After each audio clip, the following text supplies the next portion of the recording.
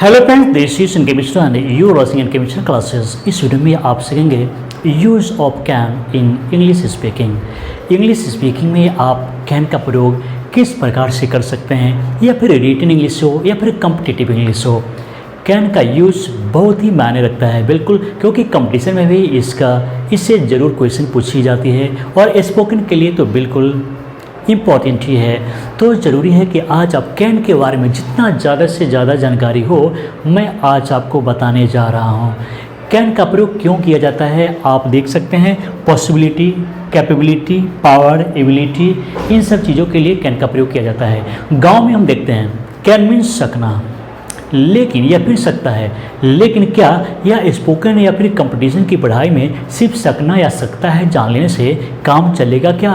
बिल्कुल नहीं, क्योंकि कैन का प्रयोग एक निश्चित रूप से हम इन चीज़ों को देखकर ही समझ सकते हैं, जैसे पॉसिबिलिटी, कैपेबिलिटी, पावर, एबिलिटी। अगर ये हम समझ लेते हैं कि कैन का प्रयोग इन चीज़ों के लिए किया जाता है, चाहे कैन का प्रयोग जैसे घुमा लें, जिस तरीके से कर लें, लेकिन ये पॉसिबिलिटी, कैपेबिलिटी या फिर एबिलिटी का ही सेंस उसमें होता है। इसलिए हम इन सब एक एक स्ट्रक्चर को सही से समझेंगे ताकि कैन का प्रयोग से कुछ छूटे नहीं।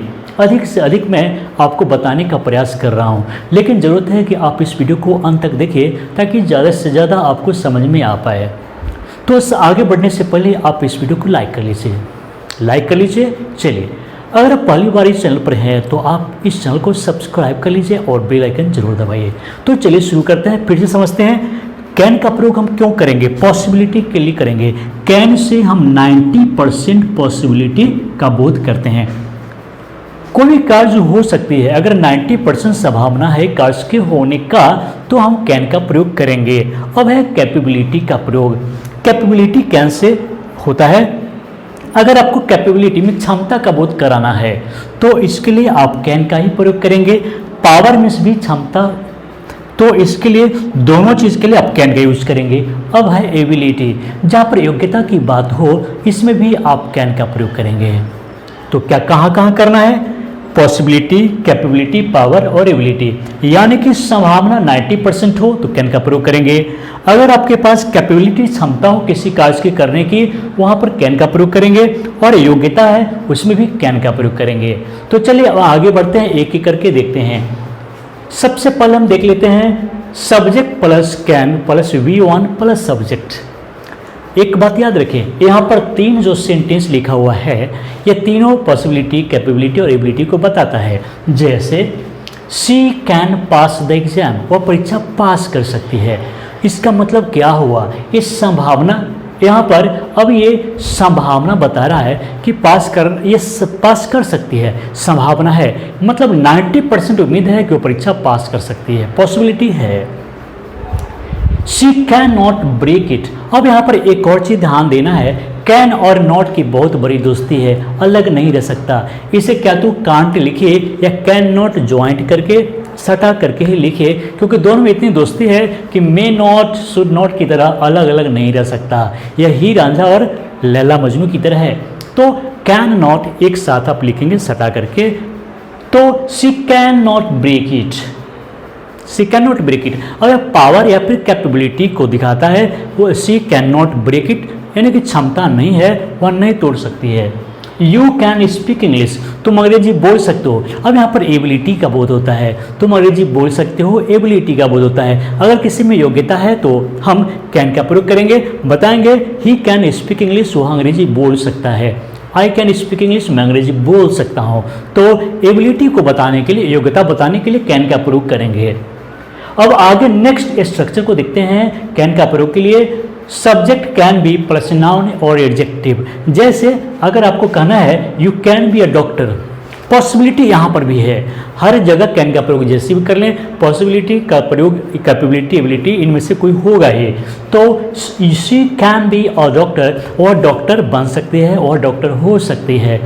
Can say possibility, you can B an honest man, तुम ईमानदार आदमी हो सकते हो।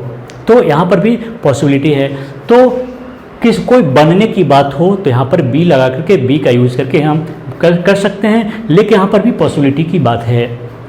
Subject can't help plus V4। अब यहाँ पर स्पेशल रूल भी दिया गया है, कैन का स्पेशल रूल भी आपके सामने है। जैसे शी कांट हेल्प लाफिंग, वो हंसे बिना नहीं रह सकती है। अगर आपको कहना है कि वह यह काम किए बिना नहीं रह सकती, मैं तुमसे मिले बिना नहीं रह सकता, मैं तुमसे बात किए बिना नहीं रह सकता। अगर कोई व्यक्ति किसी कार्य को किए बिना नहीं रह सकता तो कांट हेल्प प्लस वर्ब का चौथा रूप यूज करेंगे। जैसे शी कांट हेल्प लाफिंग, वह हंसे बिना नहीं रह सकती है। I can't help talking to her, मैं उससे बात किए बिना नहीं रह सकता हूँ। चलिए, तो आप देख रहे हैं ये सब पॉसिबिलिटी, कैपेबिलिटी, एबिलिटी का बोध कराता है, अपने अंदर क्षमता का बोध कराता है। Can't have plus subject plus V1। अब यहाँ पर भी ये कैन का स्पेशल रूल है जिसे जानना आपके लिए जरूरी है। अब देखिए, सी सब्जेक्ट प्लस कांट है प्लस सब्जेक्ट प्लस V1। जैसे I can't have you smoke here. अब यहाँ पर किसी को किसी कार्य को करने के लिए रोकना है, निषेध करना है, तो can't have you smoke here. अब जैसे I can't have you smoke here, मैं तुम्हें यहाँ धूम्रपान नहीं करने दे सकता हूँ, मैं तुम्हें यहाँ धूम्रपान नहीं करने दे सकता हूँ। ध्यान रहे, बहुत अच्छी बात है। I can't have you sit here, मैं तुम्हें यहाँ बैठने नहीं दे सकता हूँ, मैं तुम्हें यहाँ बैठने नहीं दे सकता हूँ। जैसे I can't have you sit here, तो कांट हैव यू, या फिर यहाँ पर कोई भी ऑब्जेक्ट आ सकता है, उसके बाद वर्ब वन का प्रयोग करेंगे। I can't have him play here, जैसे मैं उसे यहाँ खेलने नहीं दे सकता हूँ। I can't have him play here, मैं उसे यहाँ खेलने नहीं दे सकता हूँ। अब ये सब स्पेशल रूल है, या फिर कान, यहाँ पर देख रहे हैं कि कांट हेल्प प्लस V4 है, ये सब स्पेशल रूल है जिसे आपको याद करना होगा ताकि आप बेहतर से बेहतर और ज़्यादा ट्रांसलेशन कर सकें, इंग्लिश बोलने में आपको ये यूजफुल हो सके।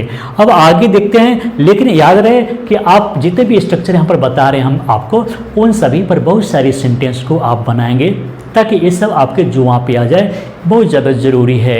चलिए, C can be plus V4 plus object बहुत इंपॉर्टेंट है, इससे प्रेजेंट पॉसिबिलिटी का बोध होता है, क्योंकि कैन का प्रयोग करेंगे किसी न किसी प्रकार से पॉसिबिलिटी, एबिलिटी, कैपेबिलिटी का भी बोध होगा। अब यहाँ पर देख रहे हैं C can be plus V4 plus subject, मतलब अगर आपको कहना है कि वह आ रही होगी तो सी कैन बी कमिंग, वह आ रही होगी, मतलब पॉसिबिलिटी है 90% उम्मीद है कि वह आ रही होगी, तो इसके लिए आप करेंगे can be coming, she can be coming, वह आ रही होगी।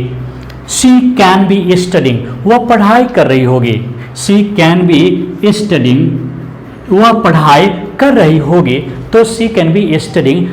प्रेजेंट में, वर्तमान में कोई व्यक्ति कोई कार्य कर रहा होगा तो उसके लिए आप कैन बी प्लस V4 का यूज करेंगे। क्यों करेंगे? अभी कोई कार्य वह कर रहा होगा, फ्यूचर में नहीं बल्कि अभी, क्योंकि प्रेजेंट पॉसिबिलिटी का बोध हो रहा है। चलिए आगे की ओर बढ़ते हैं, और वो है can have two plus V1 plus subject. अगर आपको कहना है कोई काम करना पड़ सकता है, फ्यूचर, यहाँ पर भी एक कंपल्सन और प्लस में आप यहाँ पर पॉसिबिलिटी का बोध करा रहे हैं। जैसे you can have to go home, तुम्हें घर जाना पड़ सकता है, यानी कि यहाँ पर पॉसिबिलिटी है कि पढ़ सकता है और नहीं भी पढ़ सकता है, तो यहाँ पर संभावना का बोध हो रहा है। लेकिन पॉसिबिलिटी यहाँ पर कैन का प्रयोग किया गया है, इसलिए 90% पॉसिबिलिटी याद रखिए। 90% का मतलब ये हुआ कि अधिक possibility. She can have to come, उसे आना पड़ सकता है, संभावना है उसे आना पड़ सकता है, इसलिए याद रखिए कैन का प्रयोग पॉसिबिलिटी के लिए सकता है, सकती है, भले हिंदी में बोल रहे हैं लेकिन पॉसिबिलिटी को याद रखिए। चलिए, C can be plus V3 plus by plus doer. अब यहाँ पर कैन का प्रयोग से तो पैसिव भी तो बनता है ना, तो पैसिव का भी प्रयोग बताया गया है। C can subject plus can be plus V3 plus by plus doer. जैसे यू कैन बी इन्फॉर्म्ड, आपको सूचित किया जा सकता है, आपको सूचना दिया जा सकता है। She can be taught English, उसे अंग्रेजी पढ़ाया जा सकता है। अगर कोई कार्य किसी पर किया जा सकता है उसके लिए कैन बी प्लस V3 का यूज करेंगे। You can be taken to, you can be taken to, take to का मतलब ले जाना होता है, मतलब यहाँ पर you can be taken to, तुम्हें ले जाया जा सकता है। You can be taken to hospital, you can be taken to school, तो ले जाया जा सकता है। You can be taken to, तुम्हें ले जाया जा सकता है। तो इस तरीके से आप कैन का कंप्लीट यूज़ आप सीख सकते हैं, लेकिन ज़रूरत है कि आप इसे एक एक स्ट्रक्चर पर बहुत सारे सेंटेंस को बनाएं ताकि पूरा कंप्लीट हो जाए। उम्मीद है कि आज का वीडियो आपको बहुत अच्छा लगा होगा। चलिए एक सिंपल क्वेश्चन करते हैं और देखते हैं कि आपका जवाब क्या होता है। मैं हंसे बिना नहीं रह सकता हूँ, मैं हंसे बिना नहीं रह सकता हूँ। इसको इंग्लिश में कैन का प्रयोग करके कैसे ट्रांसलेट करेंगे, चलिए आपके जवाब का हम इंतजार करते हैं। तो दोस्तों, इस वीडियो को देखने के लिए आपको बहुत बहुत धन्यवाद।